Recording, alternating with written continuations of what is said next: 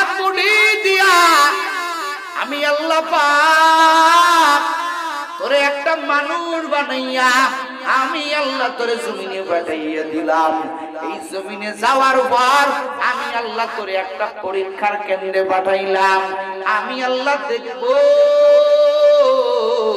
কোন বান্দা জমিনে যাইয়া আমি আল্লাহ পাকের হায়াত পাইয়া এই বান্দা হায়াত আর মৌতের মাঝখানের জায়গাটা বান্দা কি করেন, বান্দা কি ব্যবস্থা করিয়া আমি আল্লাহর কাছে আসে। আল্লাহ কয় বান্দা ওই জিনিসটা যাচাই করার জন্য, ওই জিনিসটা জাস্টিফাই করার জন্য আমি আল্লাহ তোরে মহব্বত করে জমিনে পাঠাইয়া দিলাম। দেখবো আইয়ুকুম আহসানু আমালা, এরে বান্দা তোমাদের মধ্যে কার আমল সুন্দর। এই জমিনের লাইনে যাইয়া আমি আল্লাহকে ভুলবে না, আমি আল্লাহকে ভুলবে না।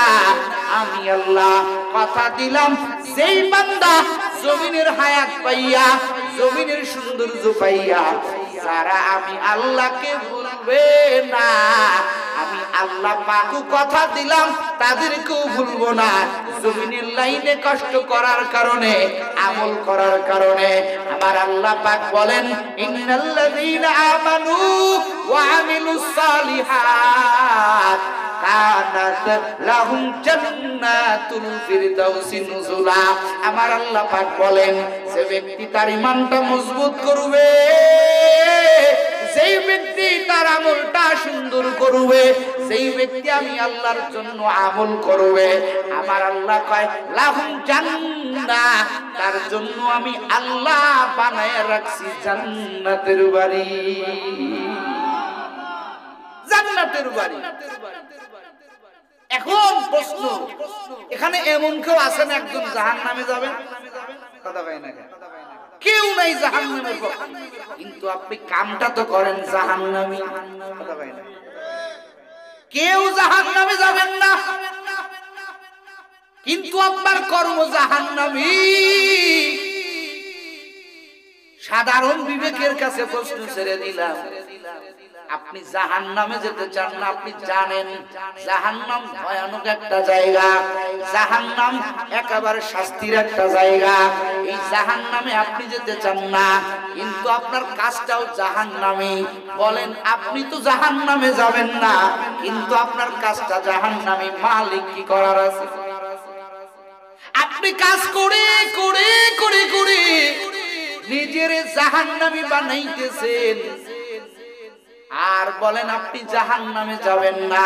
হতে পারে না, আপনার কাজ মাঝে মাঝে জাহান্নামী হতে পারে। এই জন্য আমার আল্লাহ জানে বান্দারে এমন একটা জায়গায় পাঠাইতেছি, বড় ভয়ানক একটা জায়গা, বড় দুর্গম একটা জায়গা। বলে কেমন? বলে জমিনের লাইনে তুমি কেমনে চলবা? বলে কেমনে চলবা? হযরত ওমর ফারুক রাদিয়াল্লাহু তাআলা আনহু বলেন জমিনের লাইনে কেমনে চলতে হবে? বলে একটা মানুষ কাটা, দুই পাশে কাটা, এমন কাটা মাঝখান দিয়া যাইতে হবে। বলে একটু কাত হইলেই মা কাটা গায়ে ঢুকে যাবে, একটু কাত হইলেই কাটা গায়ে আঘাত করবে। ওই বান্দা কাটাদার রাস্তায় মাঝখান দিয়া সামনে যাবে। বলে খুব সতর্ক, একটা জায়গাও যাতে আমার শরীরে কাটা না লেগে যায়। ওই কাটা লাগলেই শরীরে আঘাত পাবো, রক্ত বাহির হবে।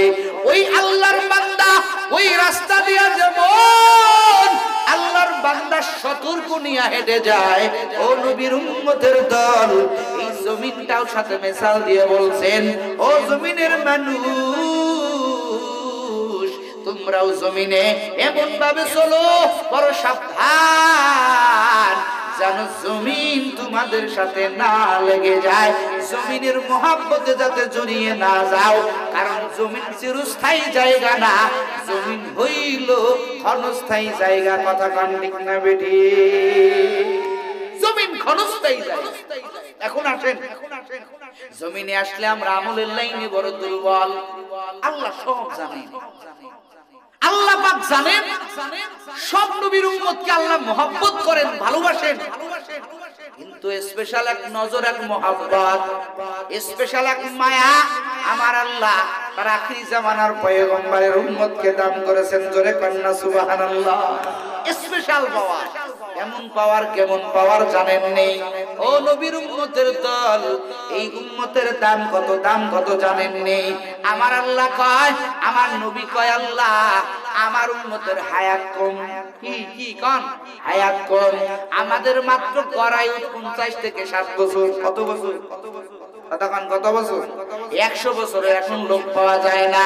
যাও বা দুই একজন আছে, মইরা গেলে আর পাওয়া যাবে? 100 বছর বাঁচবো আমরা? কতক্ষণ বাঁচবো? আর বাঁচার কোনো ক্ষমতা নাই।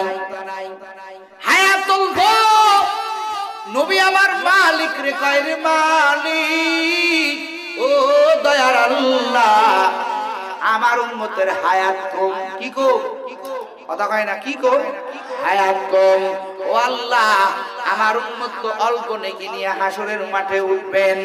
আমার আল্লাহ কয়, দোস্ত আপনার চিন্তা করা লাগবে না, আমি আল্লাহ আপনার উম্মতের জন্য এমন কিছু রজনী দিয়ে দিয়েছি, এমন কিছু রাত দিয়েছি, আপনার উম্মতেরা আমল করবে এক রাত, আমি আল্লাহ ওই এক রাতটাকে 1000 রাত বানাইয়া, আমি আল্লাহ এক রাতের ইবাদতের বিনিময়ে আমি আল্লাহ আপনার উম্মতকে 1000 মাসের রাতের ইবাদতের সওয়াব আমি আল্লাহ আপনার উম্মতের আমলনামায় দান করব। কত মহব্বত করে। এই তো শাবান চলে, কোন মাস? কতক্ষণ? কোন মাস? শাবান মাস চলে রে বাবা। রজব চলে গেছে, শাবান চলে। আমার মায়ার নবী 63 বছর জিন্দেগি এমন করে আমার নবী কাটাইছে, একটা মুহূর্ত সময় আমার মায়ার নবী বেহুদা নষ্ট করে নাই। আর আমরা ঘন্টার পর ঘন্টা সময় বেহুদা নষ্ট করে ফেলি। আমার মায়ার নবী 1 সেকেন্ড সময় নষ্ট করে নাই। আমার মায়ার নবী জানেন, আমার উম্মতেরা তো বড় দুর্বল, আমার উম্মতেরা ঠিক মতো ইবাদত করতে পারবে না, আমার উম্মতেরা প্লাস মাইনাসে ধরা খেয়ে যাবে, আমার উম্মতেরা আমল আর বদির দুইটা প্লাস মাইনাস করলে, বাদ দিলে আমার উম্মতের আমল নামায় গুনাহ জমা হয়ে যাবে।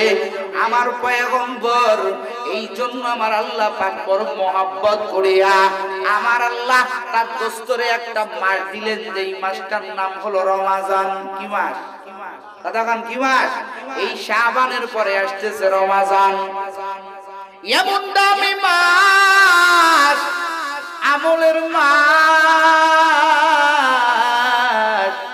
আমার পয়গম্বর এই জন্য উম্মতদেরকে শিখিয়ে দেন, ও উম্মতের দল, তোমরা যখন রজব মাস পেয়ে যাবা, যেই মাসটা চলে গেল, এই মাসটা তো রজব মাস।